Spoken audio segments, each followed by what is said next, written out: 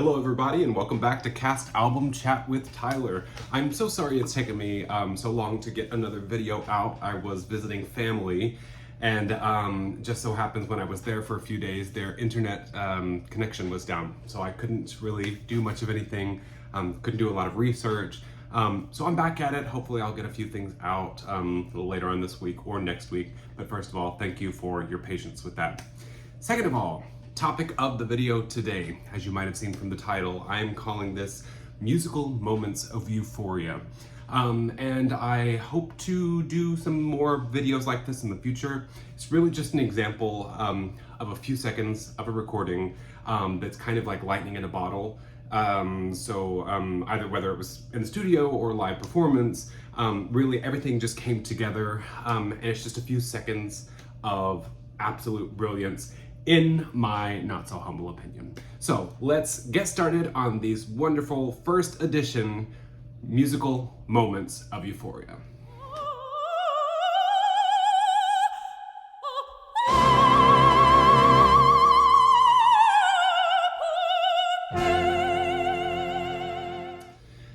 As always, little introduction, have my caveats here. I think this is really inspired by kind of the old school Seth Rudetsky videos of listening to cast recordings and really just picking out those moments that are so pleasurable to us that we've listened to either for years or as a new surprise to us.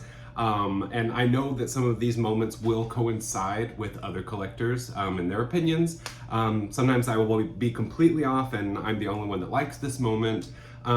Or hopefully what I hope will happen is that you will hear clips on these videos that will make you interested in the rest of the recordings, or the rest of the recording itself, and therefore find that.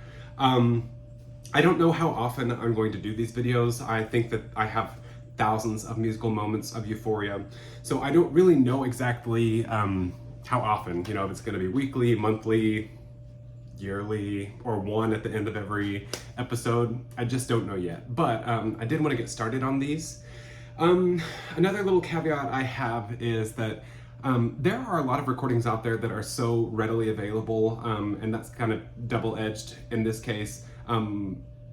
Positively, negatively, I guess. Positively in the sense I can mention it, and you can go out and find it easily and listen to it. I just won't be able to guide you through this process with audio examples. I'm trying to choose recordings that have these moments that are not streaming or might not be recognized by AI. I don't have the rights to any of these recordings, but I think a lot of these are either just really not readily available, so you have to go out and find them. All that is to say that a lot of people probably have not heard some of these actual recordings. And I just want to make sure that people know that they're out there and how great they sound, just for little snippets. But like I said, you can go find those, so that's the great thing. The bad thing is that if I put any music, I don't know exactly what the legal limit is of the amount of music that I can put on a video, but I try not to put too much at a time, you know, just to sideswipe any copyright laws. And I certainly would not ever like for a performer or a composer or engineer, musician, what have you, feel like I'm really kind of giving it away for free. I just want to give you a taste of what it sounds like. But that being said, I might have to cut these up into little clips just to kind of sidestep was what I was trying to say. Sidestep some of these things because I think they're worth hearing. And I don't think that there's really anything against it, especially since the majority of these recordings that I will be talking about are not streaming. So today I have chosen 5 different little snippets of recordings that I just find wonderful. I will stop what I'm doing at the gym when I listen to it. If it's on in the background, I'll stop working.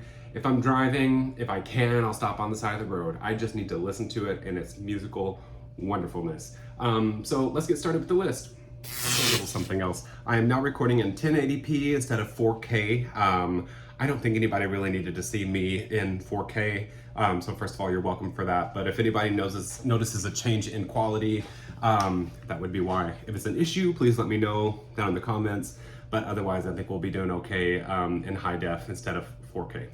I have chosen, like I said, 5 different little bits of songs from cast recordings. And I'm just going to start at the top. Oh, and I have a little bonus for you at the end, but it is not exactly from a Castor recording, but I'll show you when we get there. Anyway, so the first little snippet that I chose was from the 2001 Rio de Janeiro cast recording of Stephen Sondheim's Company. This is a really fantastic recording. I think that the original Broadway recording from 1970 is kind of the gold standard for a lot of cast recordings. It has literally been well documented on how it was recorded. And it's, if you haven't seen the documentary, go find it. It's fantastic. It's on Criterion Channel or on Blu-ray through Criterion, and maybe streaming somewhere else. I don't know if it's on Amazon. But you know, that original recording is so legendary, and you think, well, how are they ever going to top these performances? And while I don't think the whole recording has ever been topped in its entirety, that's always kind of, the original Broadway is kind of always my go-to. I love the original orchestrations. I think that the cast gels really well. They're not all perfect singers, but there's just something about the whole thing that is, I'll say this a lot, lightning in a bottle. But I will also say that this recording from Rio de Janeiro from 2001 is fantastic. I don't think there are really any weak links. I have tried to follow along as well with the translation. I think the translation is fantastic. So here is a little clip at the end of Not Getting Married Today. And sorry, I'm gonna be looking off to the side here because I've got my computer here. The name of the song in Portuguese is El Novo e Não Quero Casar. So I am not and do not want to get married. So this is at the very end of the song. The performer, I believe in this case would be Claudia Neto, I believe, sings the patter. But I think this is going to be Cidalia Castro that is singing the part that I find so interesting. Actually, the whole cast gels together wonderfully, but you'll hear what I'm talking about at the very end. So let's give it a little listen here, shall we? Eu não vou, eu não quero. Eu não vou, eu não quero casar.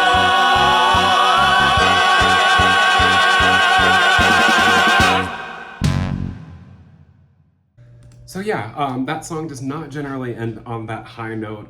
From the, like I said, I believe it's Cidalia Castro who sings this part in the recording.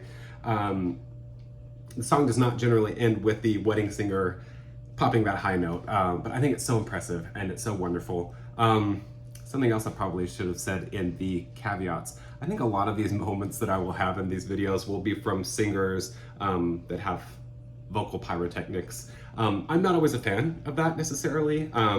Being a performer in a previous life, I was never one to, you know, pop out any high notes, bass baritone, or really kind of have any like runs or riffs. So that I don't always think is immediately impressive. But a lot of these, I think, probably will be some tenors and sopranos popping some high notes, which is not always the case, but just wanted to preface some of these videos with that information.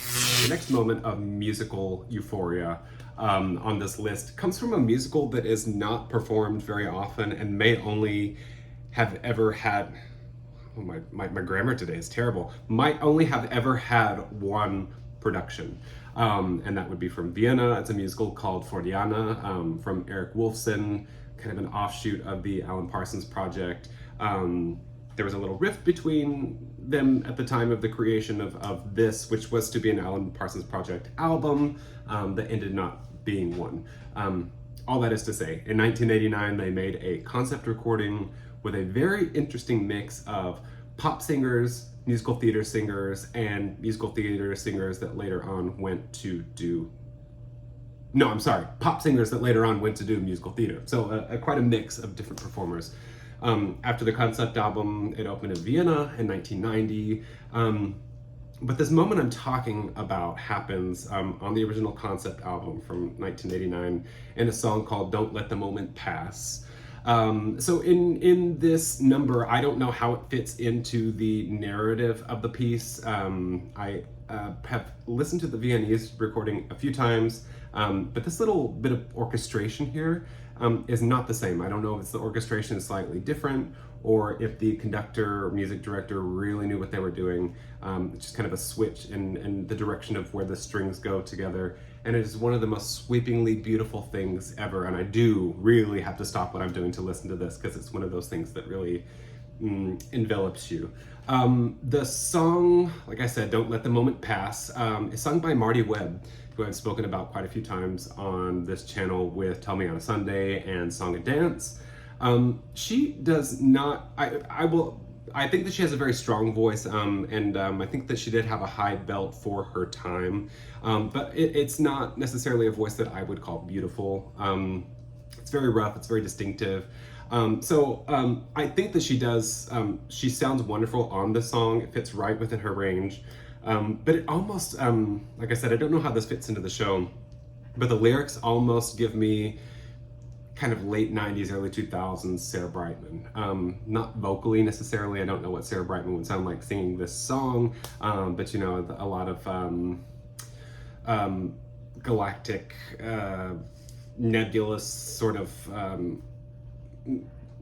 things that are mentioned in the lyrics just sounds very Sarah Brightman to me. But that's neither here nor there. Gives you a little background on the track itself.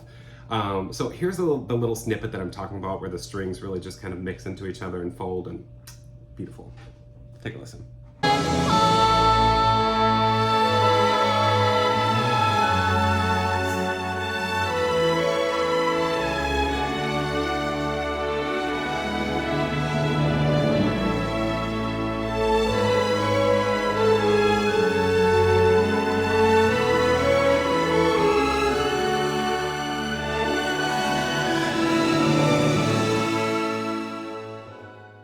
It is too good. I love that orchestration. Like I said, it doesn't sound necessarily exactly like that on the Viennese recording, which is surprising since the conductor and music director for the Viennese production was the wonderful Kaspar Richter. But like I said, some of these moments are just a lightning in a bottle. So. Next little moment is from an album that I have been enjoying for a very long time. And I think I could add this in an unpopular opinions video, but I think that the Copenhagen cast recording of Miss Saigon, recorded in 1997, show opened in 1996. I just think it's a really strong cast recording of the show. The voices are very singular, I would say, and they work both as soloists and when they're duetting or in big choral numbers. I think it all sounds wonderful. The orchestra, I don't think, is too over-mixed in a way that you can really hear the individual instruments, and you do get to hear some of those East Asian instruments as well, a little bit clearer, I think, in this recording.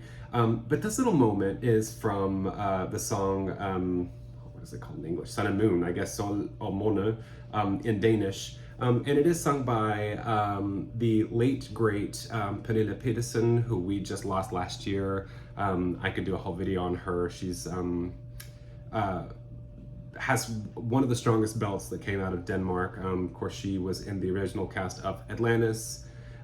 She was in this recording. She also shows up in the newest chess recording from Denmark, and yet another recording I could do a whole video on. It's maybe my favorite recording of chess from Denmark, and she's one of the big reasons why. She just has a lovely voice, and it's interesting to hear kind of where she started in this recording and how her voice grew throughout the years. She will definitely be missed. I'm sad that you know, we won't get to hear her voice on any more recordings, but we're very, very lucky that she has left us with these recordings. Little history on Pernille Petersen and Søren Launbjerg.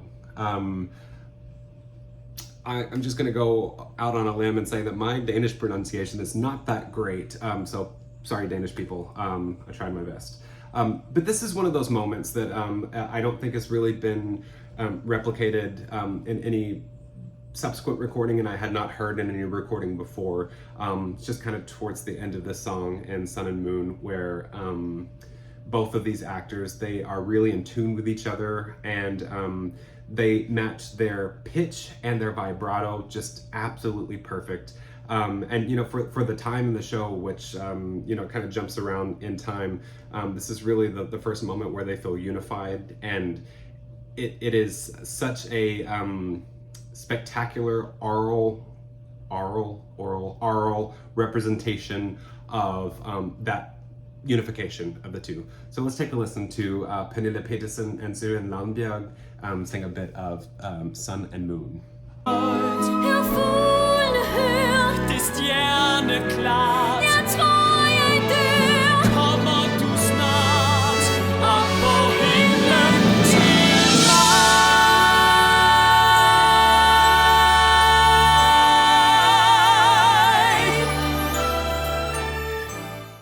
Beautiful, beautiful. I love it. It's my favorite recording of the song for sure. If you can find this recording, I really recommend it. It does pop up from time to time on eBay. I think there's some copies on Discogs as well. But I think this is kind of a recording that people don't talk about as often as they should, and you should definitely find it if you're a fan of Miss Saigon.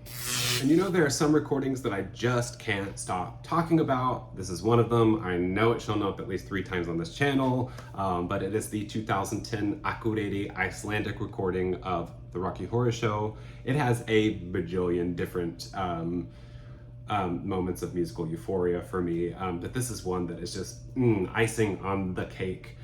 What is interesting about the time warp from this recording, Teeth Neat, is that the 3 lead singers, and forgive me Icelanders, Eyþór Ingi Gunnlaugsson, Bryndís Asmundsdóttir, and Andrea Guðfadóttir, who I've spoken about many times.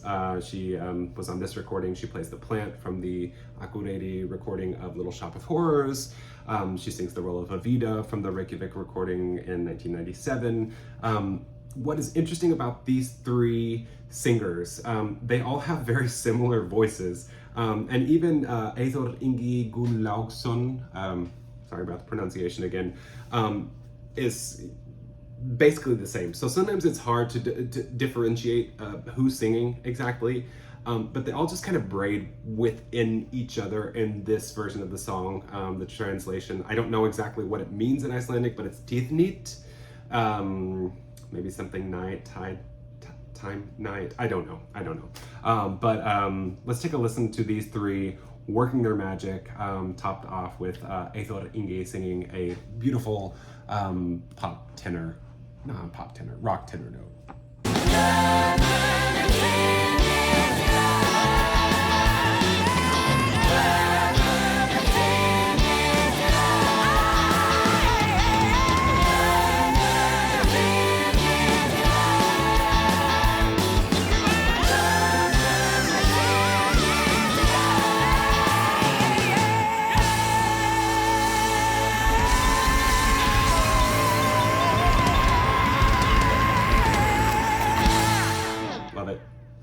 Love it.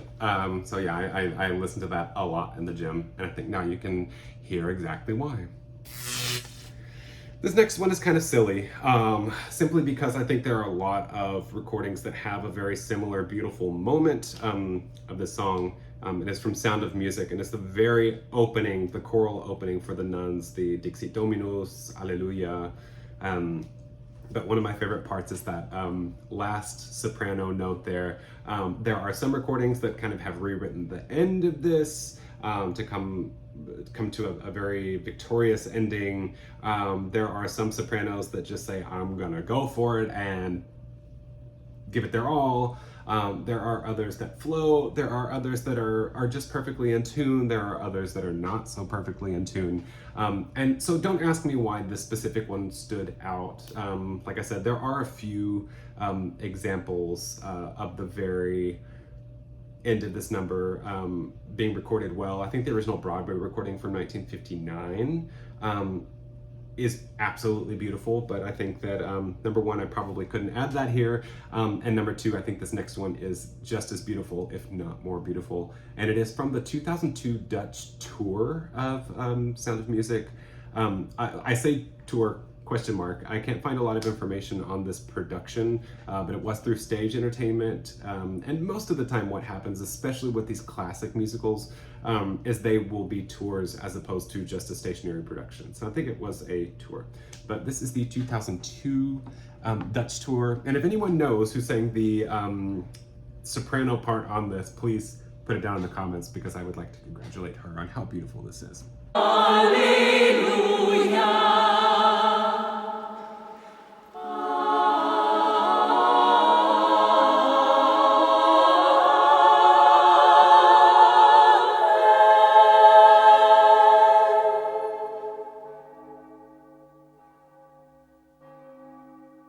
And the echo afterwards, I think, I've been talking about lightning in a bottle, and I think this is a chance where you happen to have a great singer floating over a wonderful ensemble of singers, and then the way that it was engineered, I think is fantastic too. And that, you had somebody that knew how to put that echo at the end and fade it out exactly when it needed to, and it just leaves me at complete peace. And your next little clip is a little bit of a freebie here. The 1968 original German cast of Hair, which premiered in Munich, actually has two different recordings. There's a studio recording with the famous Donna Gaines, later to be Donna Summer. And so she is usually on CD releases. Her name is very prominently featured there. So she is in the cast. I believe she played Dion. Anyway, she was in the original cast, and then later in 1970, I think they re-recorded the show in its entirety. The whole recording is called Das ganze Haare, I think is what it's called.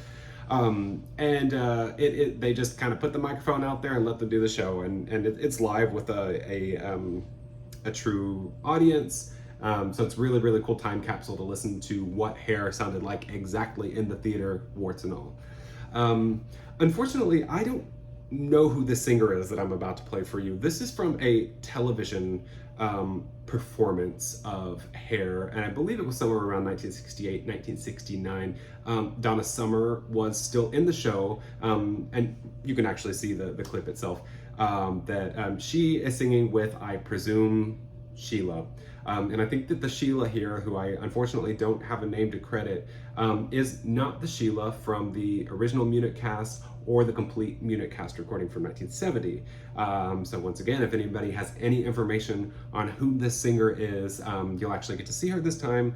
So maybe we can unravel this mystery together and see if she's recorded any other roles or has recorded any music from Hair, because I think she has a high belt that is way before its time.